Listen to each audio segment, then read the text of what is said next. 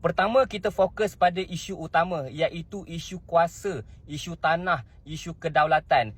Isu keganasan kena baling batu tu, yes, kita tolak perkara tersebut dan kita tak tahu siapa pun yang buat. Tapi yang penting, kita jangan lari fokus untuk membincangkan isu tanah orang Melayu di Kuala Lumpur, simbol kepada kuasa, simbol kepada kedaulatan. Kedua, masih lagi menggunakan hujah, oh ini keputusan kerajaan lama, kerajaan lama, kerajaan lama.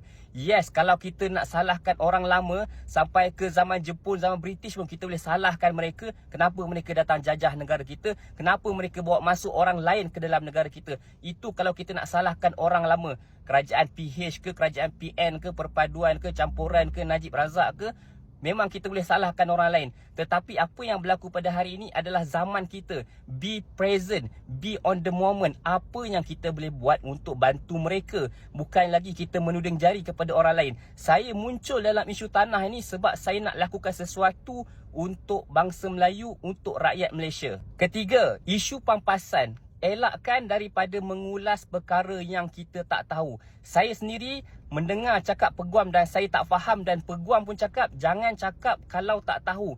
Saya belum diberikan maklumat berkenaan pampasan itu dan belum tengok lagi dokumen itu.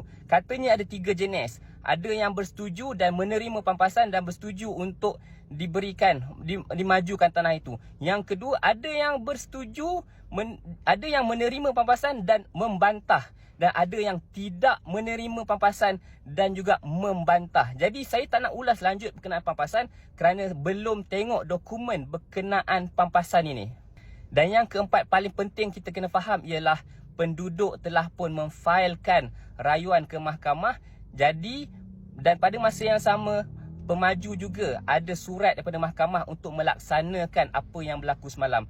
Itu kita faham dan kita nantikan keputusannya pada 3 Oktober nanti. Teruskan follow akaun ni. Saya Muhammad Firdaus Salihuddin, pengamal media di TV Pertiwi, dan saya fokus isu tanah dan kedaulatan.